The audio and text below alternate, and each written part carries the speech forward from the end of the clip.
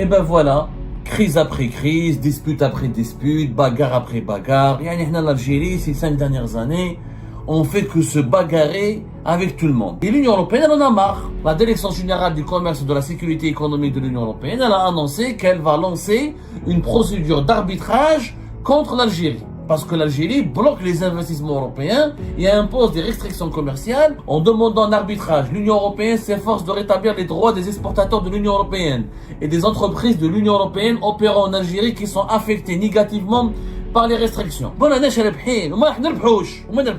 Nous allons perdre, comme nous avons perdu beaucoup de procédures d'arbitrage qui nous ont coûté des milliards et des milliards d'euros. Les investisseurs étrangers ne viendront pas, ils ne viennent plus. Et on n'a plus d'investisseurs. Nous, on est en mauvaise relation avec les pays de l'Union africaine, en mauvaise relation avec nos voisins, le Niger, le Burkina, en mauvaise relation avec une partie de la Libye, en guerre déclarée avec notre voisin, le Maroc, en guerre déclarée avec les Émirats. Comment on va vivre, comment on va prospérer? Les gens ont peur de notre pays. Moi, je parle à des étrangers. Et quand ils préfèrent le Maroc, ils vont dire, ah, c'est un complot. Il n'y a pas de complot. Le business, il n'y a pas de périphérie, il n'y a pas d'idéologie. Je pars au Maroc parce que c'est plus stable, parce que c'est plus accueillant, parce que le climat d'affaires est meilleur, que l'Algérie fasse mieux, qu'elle se stabilise. Vous allez voir que nous allons battre le Maroc, que nous serons meilleurs que le Maroc en 2-3 ans. Et ben voilà. Crise après crise, dispute après dispute, bagarre après bagarre. Yani, l'Algérie, ces 5 dernières années, on fait que se bagarrer avec tout le monde. Malheureusement, si on se bagarrait qu'avec des pays contre lesquels on a vraiment contre lesquels on a vraiment des griefs légitimes, ou avec lesquels on a des problèmes sérieux, je peux le comprendre. Malheureusement, on est en train de se disputer, de se bagarrer avec nos partenaires les plus importants. Notamment les pays européens. La proximité historique, géographique et humaine de l'Algérie avec les pays européens, notamment les pays membres de l'Union Européenne, est un atout géostratégique majeur. Nous avons toujours eu un passé civilisationnel, culturel, historique et d'immenses intérêts économiques et politiques avec l'Europe. Pour une raison simple, nous sommes au cœur de la Méditerranée, nous sommes la porte de l'Afrique et le cœur battant de l'Afrique du Nord et du Maghreb pour les pays européens. L'Union Européenne, le business avec les pays de l'Union Européenne, c'est ce qui fait vivre l'Algérie. Les Algériens et les Algériens, quand ils veulent voyager à l'étranger, ils partent en Europe. Quand ils font du commerce, ils le font avec l'Europe. Quand ils exportent, ils le font avec l'Europe. Quand ils importent, essentiellement depuis l'Europe. La culture, la langue, la circulation des idées. Je ne parle même pas de la circulation je ne parle même pas de ce patrimoine immatériel. Rien qu'en parlant de patrimoine économique, l'Europe, c'est très important pour l'Algérie. Il faut savoir, depuis 2019, 63% de nos exportations vont vers les pays de l'Union Européenne et 53% de nos importations proviennent des pays de l'Union Européenne. Sauf que voilà, depuis l'arrivée de ce nouveau régime, le régime Tebboune, les relations sont devenues extrêmement compliquées avec les pays de l'Union Européenne et nous avons imposé, le régime actuel, le régime algérien a imposé une série de mesures très hostiles, très agressif, très brutal contre les intérêts économiques de l'Union Européenne en Algérie, contre les entreprises européennes, contre des pays européens importants comme l'Espagne et la France. L'Espagne entre 2022 et 2024, la France en 2024 et 2025. Et l'Union Européenne, elle en a marre. Elle en a marre aujourd'hui, hier, plutôt le 16 juillet 2025, la Direction Générale du Commerce et de la Sécurité économique de l'Union Européenne, elle a annoncé qu'elle va lancer une procédure d'arbitrage contre l'Algérie. Parce que l'Algérie bloque les investissements européens et impose des restrictions commerciales qui sont en violation totale de ce qui a été conclu entre l'Algérie et l'Union Européenne dans le cadre du fameux accord d'association qui a été signé en 2002. Que dit la décision qui a été diffusée hier par l'Union Européenne? L'Union Européenne a demandé hier la création d'un groupe spécial d'arbitrage dans le différend concernant les restrictions commerciales et d'investissement de l'Algérie, qui selon l'Union Européenne viole l'accord d'association Union Européenne-Algérie. En demandant un arbitrage, l'Union Européenne s'efforce de rétablir les droits des exportateurs de l'Union Européenne et des entreprises de l'Union Européenne opérant en Algérie qui sont affectées négativement par les restrictions. Le commerce et l'investissement en Algérie sont devenus de plus en plus difficiles pour les opérateurs économiques de l'Union Européenne en raison d'une série de barrières érigées par les autorités algériennes depuis 2021. Ces barrières comprennent un système de licence, d'importation pratiquement équivalent à une interdiction d'importation de certains produits, une interdiction totale d'importation de produits en marbre et en céramique, un plafond sur la propriété étrangère et des exigences de réenregistrement onéreuses pour les entreprises important des marchandises en Algérie, et une politique globale de substitution des importations. L'Union européenne a tenté de remédier à ces obstacles et a demandé des consultations avec l'Algérie en 2024. En juin 2024, effectivement, les autorités de l'Union européenne ont lancé des consultations. Ils ont demandé de négocier, ils ont demandé aux autorités algériennes de régler le problème. À l'époque, on parlait d'une procédure de règlement de différends contre l'Algérie pour défendre les entreprises européennes et les intérêts européens en Algérie. Cette procédure de règlement, c'était des négociations à laquelle l'Union européenne avait appelé avec les autorités algériennes pour régler le problème. Il y avait trop d'obstacles. Qui fait, c'est-à-dire nous les Algériennes et les Algériens, on ne veut pas exporter depuis l'Europe. On ne veut pas importer depuis l'Europe, mais on veut tout exporter vers l'Europe. On veut leur vendre le gaz, le pétrole. On veut diversifier nos exportations. Donc le premier marché naturel de l'Algérie, c'est qui? C'est l'Union européenne. Demain, même si on n'exporte pas que du pétrole et du gaz, on va dire que 95% de nos exportations vers l'Union européenne, c'est le pétrole et le gaz. Mais même si on veut diversifier nos exportations, le premier marché le plus important, c'est l'Union européenne. C'est une chance pour nous, l'Algérie, d'avoir l'Union européenne comme voisin. Cette proximité géographique nous permet d'exporter du gaz et du pétrole de façon avec beaucoup plus de facilité, avec une certaine liberté, avec une maîtrise des coûts, parce qu'il y a une proximité géographique. L'Espagne, c'est pas loin de chez nous, la France, c'est pas loin de chez nous, l'Italie, c'est pas loin de chez nous. Vous imaginez les autres pays, comme le Qatar, l'Azerbaïdjan, le Nigeria, qui sont loin de l'Union européenne, qu'est-ce qu'ils doivent faire? Qu'est-ce que ça leur coûte de ramener leurs produits, notamment leurs hydrocarbures, vers le marché européen? Donc demain, pour les produits agricoles, pour le textile, pour le tourisme, on est gagnant à 100% avec l'Union européenne. Parce que c'est l'un des marchés les plus importants du monde. Avec les États-Unis d'Amérique et la Chine, c'est les 3 plus gros marchés du monde. L'Union européenne, c'est plus de 400 millions de consommateurs. Donc stratégiquement, on a une alliance stratégique avec cet espace économique et monétaire. Malgré cela, en juin 2024, les Européens, ils ont dit, bezef, vous avez mis trop de barrières. Pas d'importation, des licences, les sociétés européennes sont bloquées, des opérations de contrôle, des opérations de répression, des redressements fiscaux, des interdictions de part et d'autre, des complications bureaucratiques, politiques et sécuritaires. Les Européens ont dit, il y en a marre, on est en train de perdre beaucoup d'argent. Les Européens, avec l'Algérie, ont perdu beaucoup d'argent. Il faut savoir, par exemple, depuis 2023, les exportations de l'Union européenne vers l'Algérie ont diminué. Ils ont passé de 22,3 milliards d'euros en 2015 à 14,9 milliards d'euros en 2023.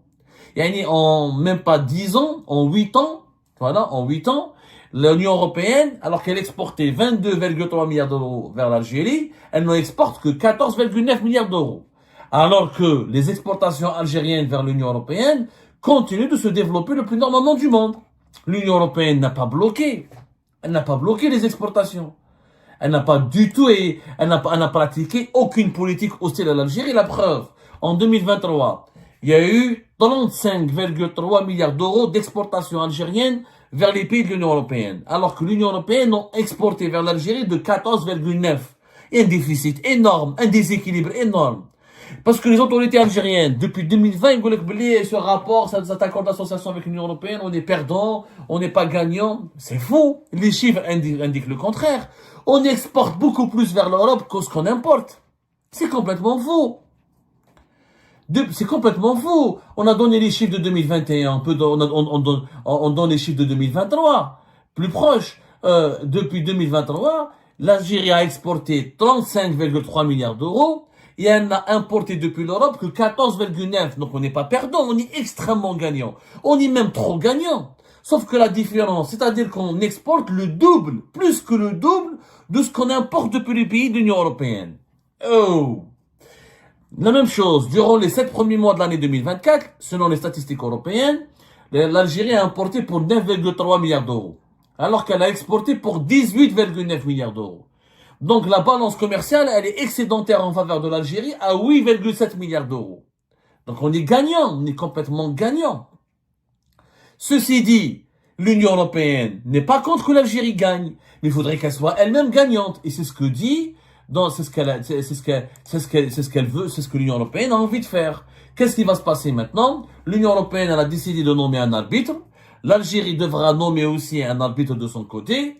Le troisième arbitre sera nommé par le Conseil d'association, qui est un organisme qui a été prévu par l'accord d'association entre l'Union européenne et l'Algérie. Et les trois arbitres vont maintenant juger la plainte ou la procédure qui a été lancée. C'est une sorte de plainte que l'Union européenne a déposée contre l'Algérie. Et les trois juges devront statuer sur la question et leur décision sera contraignante. L'Union européenne va demander à ses juges de punir l'Algérie, de contraindre l'Algérie à rééquilibrer les rapports commerciaux, d'arrêter d'interdire les importations depuis l'Union européenne, d'arrêter d'emmerder les entreprises européennes, d'arrêter de bloquer les entreprises européennes, d'arrêter de menacer les partenaires algériens qui ont des accords d'exclusivité, de représentation exclusive avec les sociétés de l'Union européenne, d'arrêter de ralentir les investissements des entreprises européennes en Algérie. L'Union européenne est préoccupée par les obstacles supplémentaires mis en place par l'Algérie, visant spécifiquement les exportateurs et les entreprises françaises. Ces obstacles font l'objet d'un suivi attentif et continueront d'être évoqués avec l'Algérie. Quand il y a eu une crise diplomatique avec l'Espagne, on a sanctionné les entreprises espagnoles, ce qui était légal au regard de l'accord d'association que nous avons avec l'Union européenne depuis 2002. Quand il y a eu une crise diplomatique et politique avec la France, on bloque les entreprises françaises. C'est illégal. On est en train de politiser l'économie. On ne respecte pas donc le principe de la neutralité du business, le principe de la liberté de la concurrence, le principe de la liberté d'entreprendre, et les entreprises espagnoles et françaises ne sont pas comptables ni responsables des décisions politiques de leur gouvernement.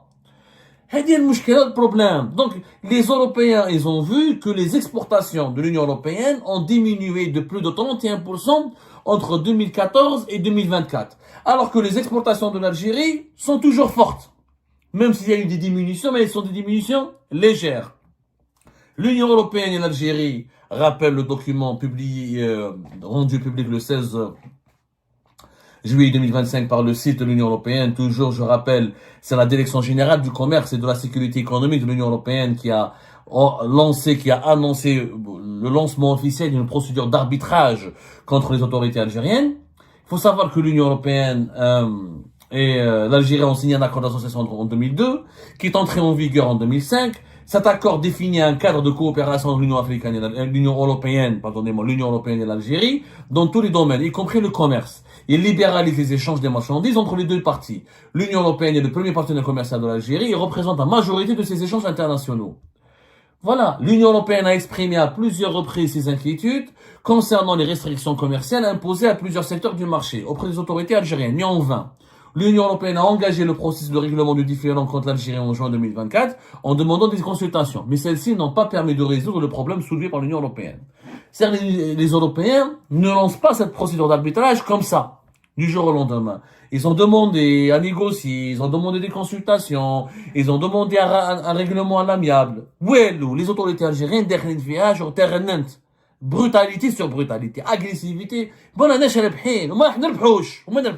Nous allons perdre, comme nous avons perdu beaucoup de procédures en arbitrage qui nous ont coûté des milliards et des milliards d'euros et de dollars. Nous sommes en train d'enquêter là-dessus sur la facture salée de ces procès en arbitrage, parce qu'à chaque fois l'Algérie agresse, réprime, s'en prend aux investisseurs étrangers, leur tourne le dos, ne respecte pas sa parole, ne respecte pas ses engagements, fait de l'abus de pouvoir, et ces investisseurs étrangers, ils vont déclencher des processus d'arbitrage international devant les chambres de commerce internationales. Et ça, qu'est-ce qui se passe? L'Algérie perd. Régulièrement, elle perd. On gagne très rarement. Et quand on perd, on doit payer des amendes. La totalité de ces amendes, elle est extrêmement salée. On parle d'une dizaine de milliards de dollars durant ces 5 ou 6 dernières années. Elle lèche tout ça pourquoi? Parce que nous avons un problème dans l'agressivité, on pense qu'il n'y a pas de loi. L'Algérie veut imposer absolument ses humeurs, ses intérêts au détriment des intérêts des autres. On réagit avec brutalité. Yannis, t'as un contrat avec quelqu'un. Quand t'as un contrat, t'as un engagement. Tu respectes les engagements. Tu ne peux pas déclencher, tu peux pas abuser ou la violer ou bafouer les droits d'un investisseur ou d'une entreprise étrangère comme si c'était la jungle. Il y a un arbitrage international qui doit régler ce litige devant des chambres spécialisées, devant des cours spécialisés sur le plan international, et ça permet aux entreprises, aux opérateurs économiques de se protéger contre les abus contre l'autoritarisme excessif et les abus caractérisés et violents des États. S'il n'y a pas un arbitrage international, les États dictatoriaux vont manger, vont bouffer, vont écraser les investisseurs des sociétés internationales et l'économie mondiale ne peut pas fonctionner. Et quand un État perd en procédure, perd une procédure d'arbitrage international, il doit payer des amendes. Il doit payer, il doit vraiment payer. Des fois, on paye très cher. Ça peut être de 200, 300, ça peut être même des centaines de millions de dollars. Ça dépend. Parce qu'il y a plusieurs organismes. Il y a la Chambre de commerce internationale, il y a la Cour d'arbitrage internationale de Londres, il y a le Centre international pour le règlement des différends. Et l'Algérie, elle a signé des traités internationaux qui permettent à ces entreprises étrangères, etc., de se protéger, de recourir à l'arbitrage international si le problème localement n'est pas réglé par la justice locale. Donc, il y a des engagements. S'il n'y a pas ces engagements internationaux ne sont pas respectés, ben, les investisseurs étrangers ne viendront pas. Ils ne viennent plus. Et on n'a plus d'investisseurs. On fait la guerre aux Français, aux Espagnols, on les bloque. Il y a que les Turcs. Les Turcs, ils ramènent quoi? Ils n'ont rien ramené. Les Turcs, ils viennent. Ils prennent l'argent des banques algériennes, ils s'enrichissent en Algérie, ils reprennent leur argent et ils partent. Je n'ai pas vu qui a fait une usine. Est-ce que les Turcs ont fait une usine de voitures en Algérie? Non. Est-ce que les Turcs ont fait une usine d'électroménager moderne, etc. Est-ce qu'ils développent des industries innovantes? Mais à part chier dans la sidérurgie, un peu le complexe d'un textile, les Turcs sont dans le BTP, ils prennent des marchés en Algérie, ils gagnent de l'argent, ils partent. Les véritables partenaires, ce sont les Européens. Qu'on le veuille ou non, nos principaux clients sont qui? Sont l'Espagne, l'Italie et la France. Dans une autre moindre mesure, le Portugal, la Grèce et les autres. La Turquie vient après. Et ce sont notamment les grandes puissances européennes comme l'Allemagne, la France, l'Italie et l'Espagne qui peuvent investir chez nous. Dans les entreprises, vu la proximité du marché algérien avec le marché européen, ce sont ces pays-là qui pourront injecter des capitaux et nous aider à développer le pays. Mais on les chasse, on les bloque. Ton principal partenaire commercial, alors nous, on est choqués quand la France retire de ses rayons la pâte à tartiner le Molchen. Mais on n'est pas choqués quand on bloque toutes les entreprises françaises. Oh, Bakesh, ni les pneus, ni les voitures Renault, ni les voitures Peugeot, ni les pièces détachées, ni rien. Eh ben, comment veux-tu que tes produits circulent et soient commercialisés en France et soient distribués en France, alors que toi, tu bloques et tu censures et tu interdis l'importation des produits français? Ça n'a pas de logique. Ça s'appelle la réciprocité. Tu bloques leurs produits, ils vont bloquer tes produits.